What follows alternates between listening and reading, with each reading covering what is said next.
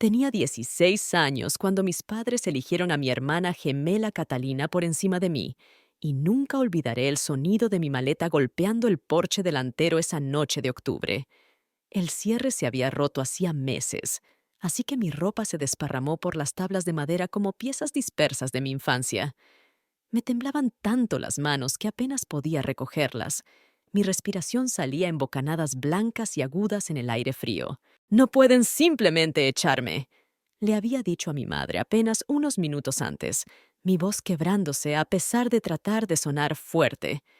Ella estaba parada en la puerta con los brazos cruzados, su rostro fijo en esa expresión familiar de fría determinación que había aprendido a temer. Detrás de ella podía ver a Catalina sentada en el sofá, una mano descansando sobre su barriga apenas visible, observando todo desarrollarse con esos ojos calculadores que siempre me habían hecho sentir incómoda. «No te estamos echando, Dalia», había dicho mi padre desde detrás de su periódico, ni siquiera molestándose en mirarme. «Estamos tomando una decisión práctica. Catalina necesita la habitación ahora que está embarazada, y, francamente, ya no podemos permitirnos mantenerlas a las dos». Sus palabras se sintieron como agua helada en mis venas. ¿No pueden permitirse mantenerme?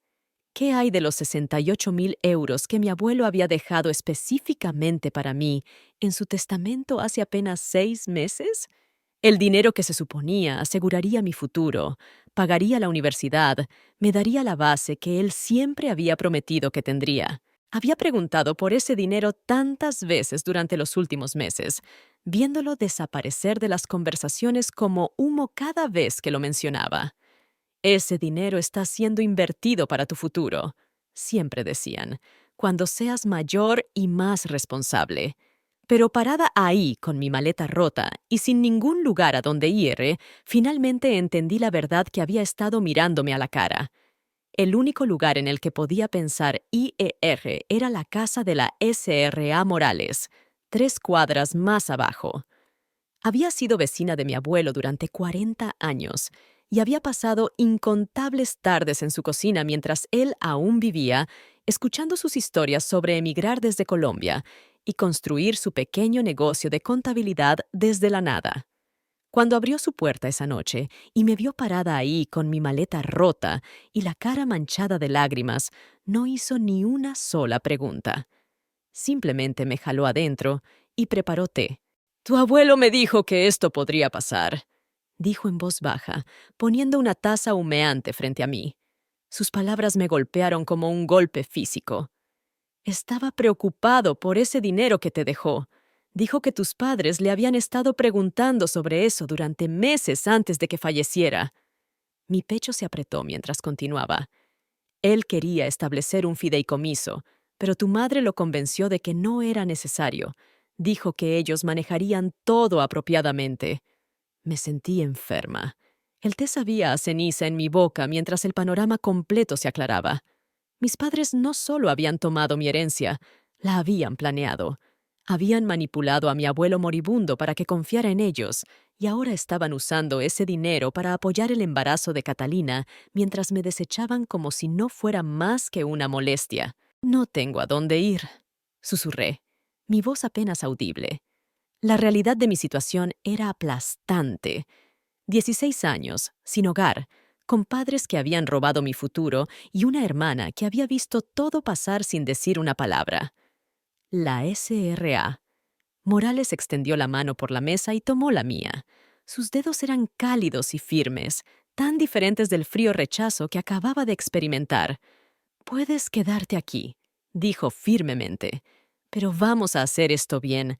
Ayudarás con mi contabilidad, aprenderás el negocio, terminarás la escuela, y vamos a descubrir exactamente qué pasó con el dinero de tu abuelo». Había algo en su tono que me recordaba a mi abuelo. Esa fuerza silenciosa que te hacía creer que cualquier cosa era posible. «Vivir con la SRA». Morales cambió todo sobre cómo veía el mundo. Cada mañana a las 6 me despertaba con el aroma de té de manzanilla y empanadas, y a las 6:30 estábamos en su mesa de cocina revisando archivos de clientes. «Los números no mienten, Dalia», decía, señalando columnas de cifras con su bolígrafo rojo. La gente sí, pero los números dicen la verdad. Me enseñó a leer estados financieros como historias, a detectar inconsistencias y rastrear rastros de dinero. Lo que comenzó como ayudar con simple entrada de datos se convirtió en algo mucho más poderoso. Estaba aprendiendo a ver a través de los engaños financieros de las personas. 3 meses después de mudarme, la SRA Morales llegó a casa del juzgado con una carpeta manila y una expresión sombría. Solicité copias de los documentos del patrimonio de tu abuelo, dijo, extendiendo papeles por la mesa del comedor. Mis manos temblaron mientras leía a través del lenguaje legal, pero los números eran cristalinos. 68.000 euros habían sido transferidos a la cuenta conjunta de mis padres dentro de las 2 semanas del funeral. No había fideicomiso, no había cuenta de inversión, no había fondo universitario. Solo una transferencia directa sobre la que habían mentido desde el mismo principio. Pero esa no era la peor parte. La peor parte era descubrir que habían usado 15.000 de mi dinero como enganche para un auto nuevo para Catalina. Otros 20.000 habían ido hacia renovar el sótano en una suite de nursery. El resto estaba en su cuenta de ahorros, generándoles intereses mientras yo dormía en una cama prestada y usaba ropa de la caja de donaciones de la iglesia. Mi garganta se sintió rasposa mientras miraba los estados bancarios que la SRA Morales había obtenido de alguna manera a través de su red de contactos profesionales. No solo habían robado mi herencia, la habían usado para construir la misma habitación por la que me habían echado. Esto es robo, dijo la SRA. Morales en voz baja, su voz cargando décadas de experiencia con crímenes financieros. Robo claro y documentado a una menor. Podemos llevar esto a la corte. Pero incluso mientras lo decía, podía ver la duda en sus ojos. Ir contra mis propios padres significaría exponer los secretos de nuestra familia a toda la comunidad. Significaría admitir que mi propia madre y padre habían elegido dinero sobre su hija, que habían manipulado a un hombre moribundo y robado a su nieta en duelo. La ira que había estado construyéndose en mi pecho durante meses finalmente explotó. Barrí los papeles de la mesa, viéndolos revolotear al suelo como hojas moribundas. ¿Cuál es el punto?, grité, mi voz quebrándose con furia y desamor. Incluso si ganamos, nunca me amarán, nunca me elegirán. Siempre seré la hija que tiraron por dinero. La SRA. Morales me dejó llorar hasta que no me quedó nada, su pequeña mano frotando círculos en mi espalda mientras sollozaba en mis brazos. Ese colapso se convirtió en mi punto de inflexión. La mañana siguiente, desperté con una claridad que nunca había sentido antes. No iba a desperdiciar energía tratando de hacer que mis padres me amaran. Iba a construir una vida tan exitosa que se arrepentirían de cada elección que habían hecho. La SRA. Morales vio el cambio en mí inmediatamente. Bien, dijo simplemente cuando le dije mi decisión. Ahora nos ponemos a trabajar. Durante los siguientes 6 años, me dediqué a aprender todo lo que la SRA Morales podía enseñarme. Terminé el bachillerato con sobresalientes mientras manejaba toda su base de datos de clientes. Aprendí ley tributaria, contabilidad empresarial y estrategias de inversión. Más importante, aprendí cómo detectar manipulación financiera y documentarla apropiadamente. La SRA. Morales me pagaba justamente por mi trabajo y ahorré cada céntimo. Para cuando cumplí 22, tenía suficiente para dar un enganche en una casa pequeña en la buena parte del pueblo.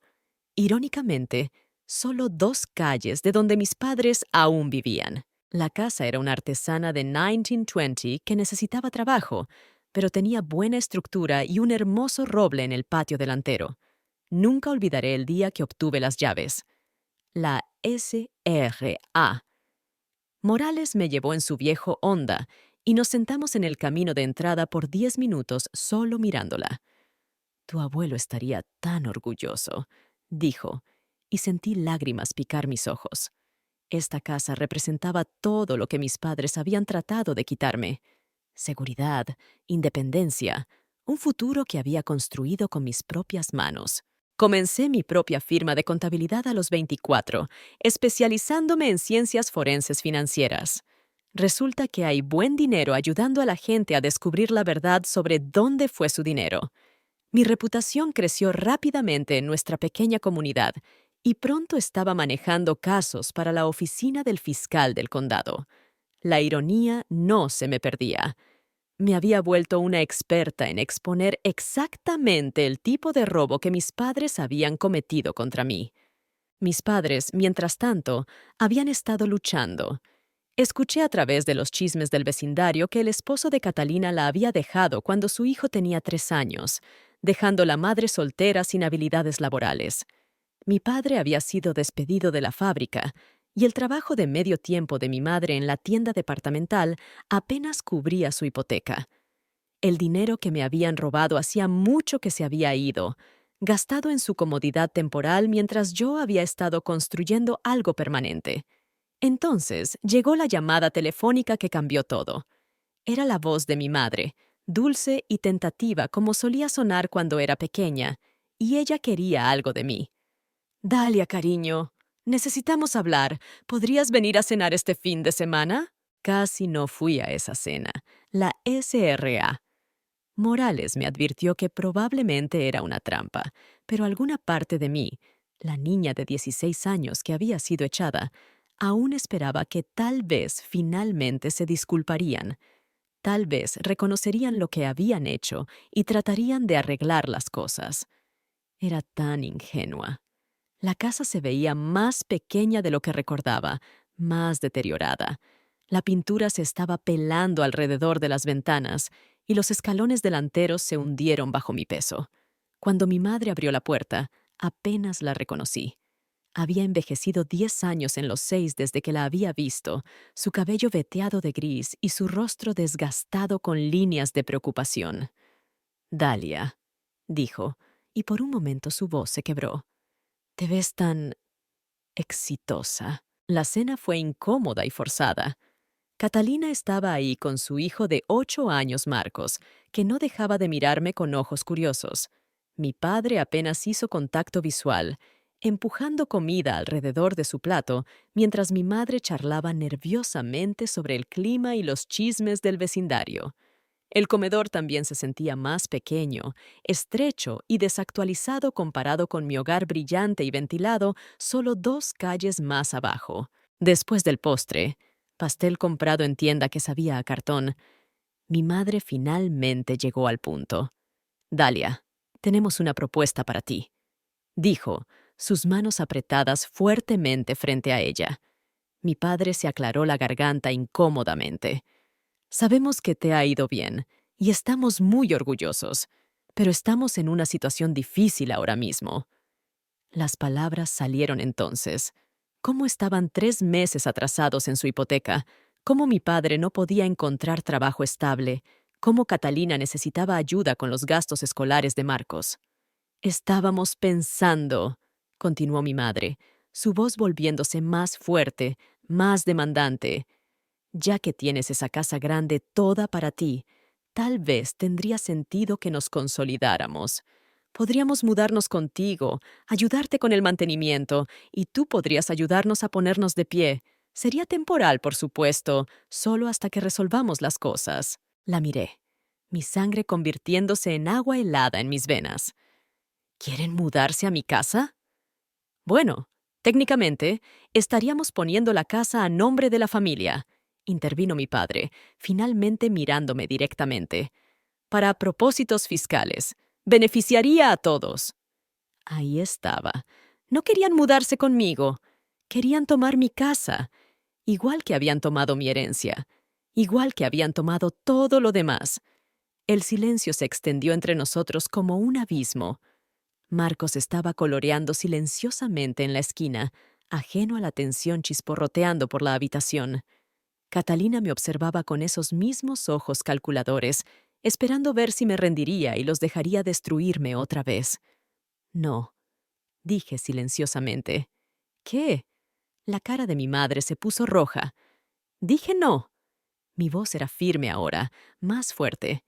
«No les daré mi casa». La explosión llegó inmediatamente. La cara de mi padre se puso morada de rabia, su puño golpeando la mesa tan fuerte que los platos saltaron. «Después de todo lo que hemos hecho por ti», gritó, saliva volando de su boca. «Te criamos, te alimentamos, pusimos un techo sobre tu cabeza por 16 años, y así es como nos pagas». Sentí ese familiar nudo de miedo en mi estómago, el mismo terror que había sentido de niña cuando su temperamento estallaba. Pero ya no tenía 16 años. «Me echaron», dije, mi voz sorprendentemente calmada. «Robaron mi herencia y eligieron a Catalina por encima de mí. No han hecho nada por mí desde que era una niña. Ese dinero nunca fue realmente tuyo», espetó mi madre, su máscara de dulzura completamente desaparecida ahora. «Tu abuelo estaba perdiendo la cabeza al final. No entendía lo que estaba haciendo.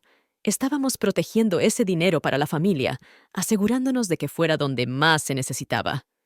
Las mentiras rodaron de su lengua tan fácilmente, tan practicadas. Me pregunté cuántas veces había ensayado esta justificación. Catalina finalmente habló, su voz goteando preocupación falsa. «Dalia, estás siendo egoísta. Somos familia. Marcos necesita estabilidad y mamá y papá necesitan ayuda. Tienes más que suficiente para una persona». Gesticuló alrededor del destartalado comedor de mis padres como si probara su punto. «Míralos. Mira por lo que están pasando. ¿Cómo puedes simplemente ver a tu propia familia luchar?» La manipulación era tan obvia, tan de manual, que casi me reí. Estaban tratando de usar culpa y obligación familiar para robarme otra vez, igual que habían hecho cuando era muy joven para defenderme. Pero había pasado 6 años aprendiendo a reconocer exactamente estas tácticas, ayudando a otras personas a escapar de exactamente estas situaciones. ¿Quieren saber qué es egoísta? Me levanté, mi silla raspando contra el suelo. Robar 68,000 euros a su propia hija. Echarla para hacer lugar para su hija favorita. Usar su herencia para comprar autos y renovar casas mientras ella vive de caridad. Mi voz se estaba volviendo más fuerte con cada palabra. Y ahora, cuando sus malas decisiones financieras los han alcanzado, quieren robar su casa también. La cara de mi padre se puso blanca. «No puedes probar nada de eso». «En realidad, sí puedo». Saqué mi teléfono y les mostré las fotos que había tomado de todos los documentos que la SRA Morales había reunido años atrás. Estados bancarios, registros del patrimonio, recibos del auto de Catalina y la renovación del nursery. Tengo todo documentado. Cada transacción, cada mentira, cada euro que me robaron. El silencio que siguió era ensordecedor. Incluso Marcos había parado de colorear, sintiendo la tensión adulta en la habitación. Las manos de mi madre temblaban mientras miraba la pantalla del teléfono, viendo sus crímenes expuestos en blanco y negro. «Si tratan de tomar mi casa», dije silenciosamente, «los llevaré a la corte. Y me aseguraré de que todos en este pueblo sepan exactamente qué tipo de padres son realmente». Me demandaron 2 semanas después. Los papeles legales llegaron un jueves lluvioso por la mañana, entregados por un alguacil que se veía avergonzado de estar entregándolos. «Reclamo de abuso financiero de ancianos e influencia indebida», decía el encabezado. Según la demanda, de alguna manera había manipulado a mi abuelo anciano para que me dejara dinero que legítimamente pertenecía a la familia, y había alejado a él de su hijo y nuera durante sus últimos meses. Estaban buscando restitución de 68,000 euros más intereses y reclamando un gravamen sobre mi casa como garantía. Me senté en mi cocina leyendo los papeles, mis manos temblando con una mezcla de rabia e incredulidad. Me estaban acusando del crimen exacto que ellos habían cometido. La audacia era impresionante.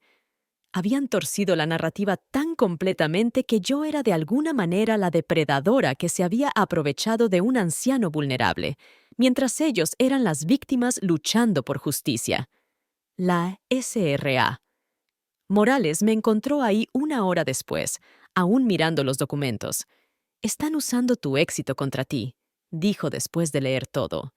El hecho de que hayas construido una buena vida hace que parezca que tenías dinero para empezar. Están apostando a que la gente creerá su versión. Los padres pobres y luchadores versus la hija fría y exitosa que abandonó a su familia. La audiencia preliminar fue programada para 6 semanas después. Me dediqué a la preparación con la misma intensidad que una vez puse en sobrevivir por mi cuenta. Cada documento, cada registro bancario, cada pieza de evidencia fue organizada y referenciada cruzadamente.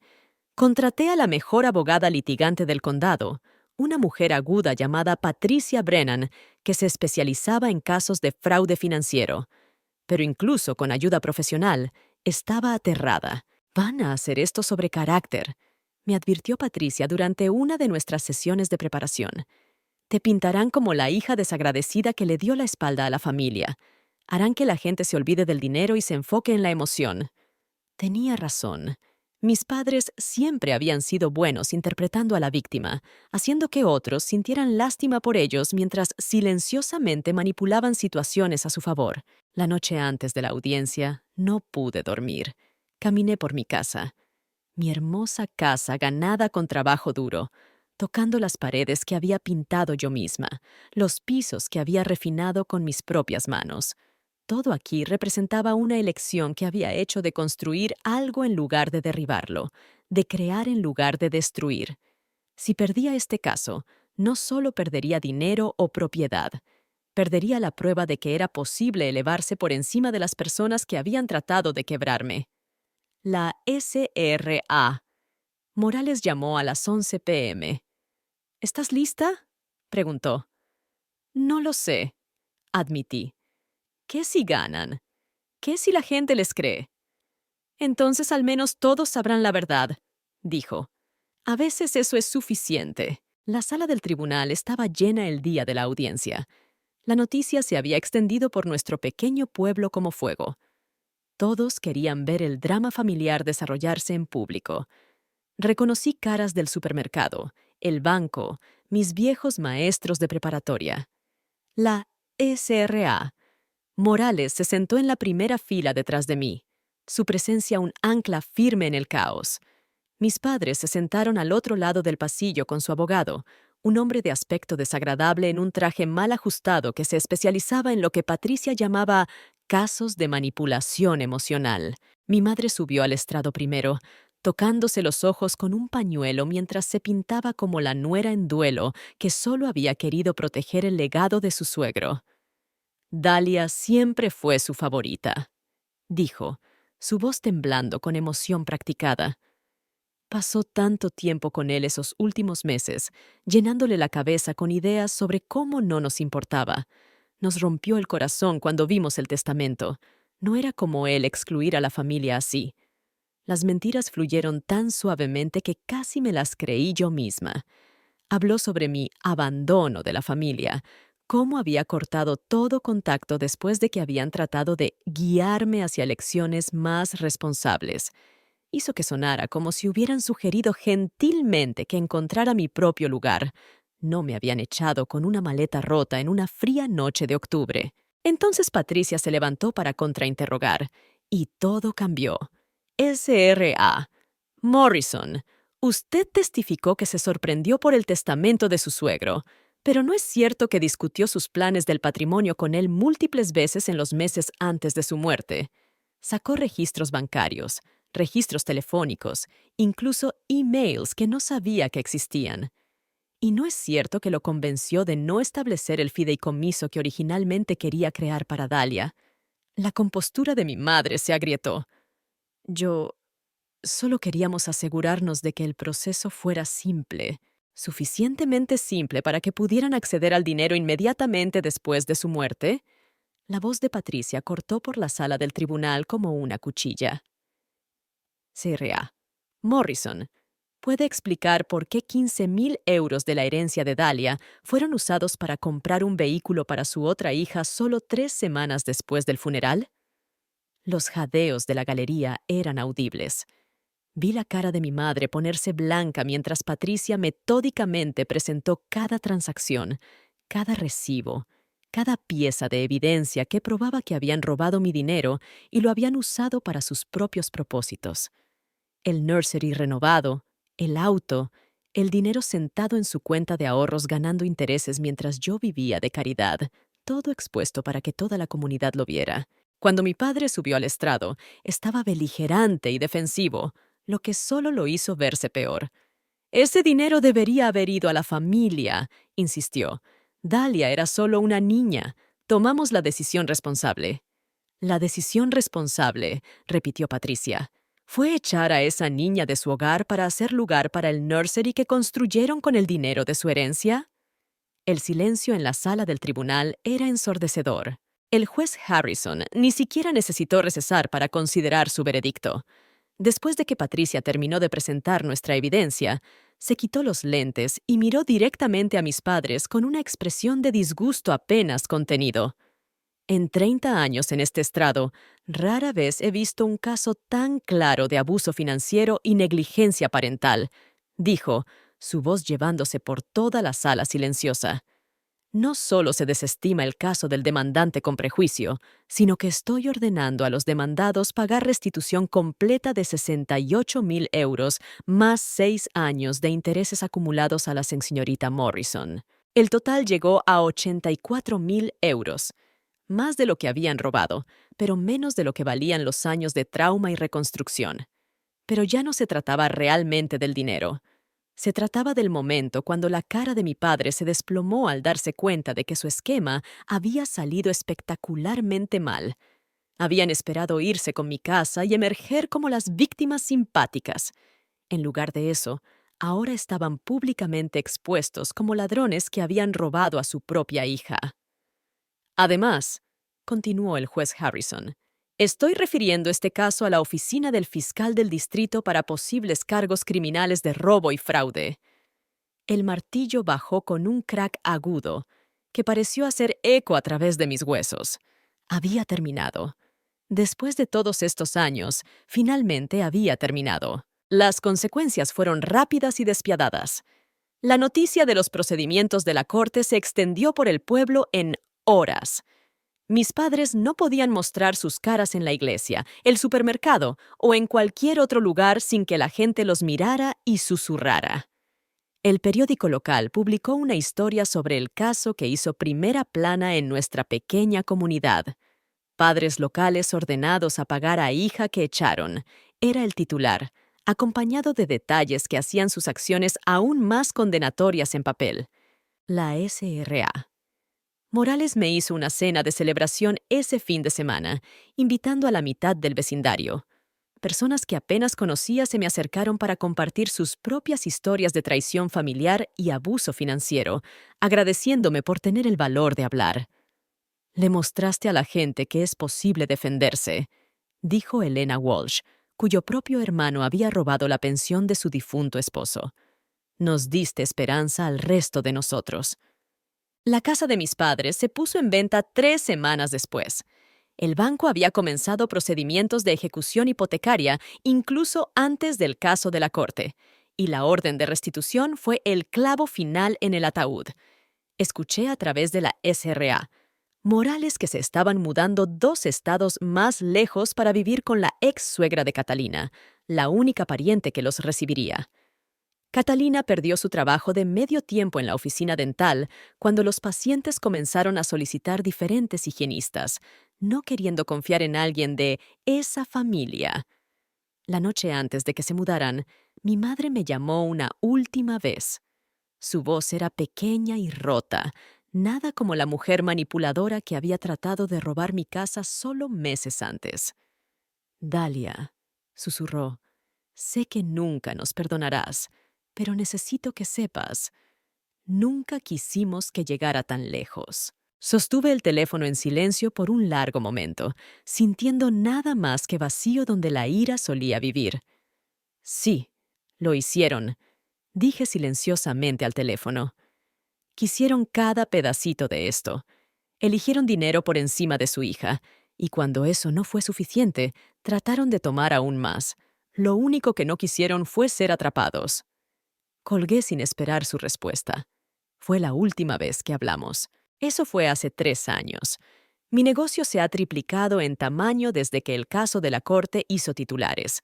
Personas de condados circundantes me buscan específicamente porque saben que entiendo lo que se siente ser traicionada por las personas que deberían protegerte.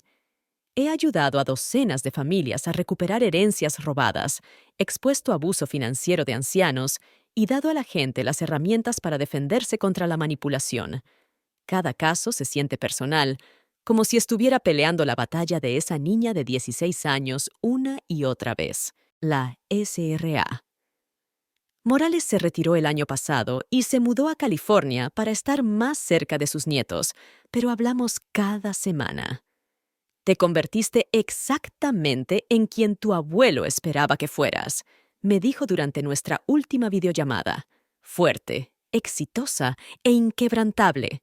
Él estaría tan orgulloso. La casa se siente más vacía sin ella al lado, pero la he llenado con nuevos recuerdos. Cenas con amigos, celebraciones navideñas, incluso algunas citas con un hombre amable que trabaja en el juzgado del condado y entiende por qué la confianza no me llega fácilmente. El dinero de restitución fue directo a un fondo universitario que establecí en nombre de mi abuelo para niños que han salido del sistema de hogares de crianza. Se sintió como la manera correcta de honrar su memoria mientras me aseguraba de que su dinero finalmente fuera donde se suponía que fuera, hacia dar a jóvenes la base que necesitan para construir mejores vidas. Cada becario recibe una carta contándoles sobre mi abuelo, sobre cómo él creía en segundas oportunidades y el poder de la educación para romper ciclos de pobreza y abuso. A veces paso manejando por la vieja casa de mis padres. Los nuevos dueños la pintaron de amarillo y plantaron un hermoso jardín donde las rosas moribundas de mi madre solían luchar en el suelo arcilloso. Bicicletas de niños se apoyan contra el porche delantero y campanillas de viento cantan en la brisa. Se ve feliz ahora, habitada por personas que eligieron amor por encima de dinero, crecimiento por encima de destrucción. Me alegro por ellos. La gente a menudo me pregunta si me siento culpable por lo que les pasó a mi familia, si me arrepiento de haberlos expuesto tan públicamente. La respuesta siempre es no. Ellos tomaron sus decisiones y yo tomé las mías. Ellos eligieron robar, mentir, manipular y destruir. Yo elegí construir algo mejor de los escombros que dejaron atrás. Elegí usar mi dolor para ayudar a otros en lugar de perpetuar el ciclo de abuso que habían comenzado. El tejido cicatricial me ha hecho más fuerte en los lugares rotos, justo como la SRA. Morales siempre dijo que lo haría. Duermo bien por las noches en mi hermosa casa, sabiendo que cada ladrillo y tabla fue ganado honestamente, que nadie puede quitármela porque la construí con mis propias manos y mis propias decisiones. Eso vale más que cualquier cantidad de dinero que podrían haber robado. La justicia no siempre es bonita y no siempre sana las heridas completamente, pero a veces es suficiente saber que la verdad ganó, que las personas que trataron de quebrarte fallaron y que sigues de pie cuando se asienta el polvo. Ahora dime, ¿qué harías si estuvieras en mi lugar? No olvides suscribirte a este canal y comentar desde dónde nos estás viendo.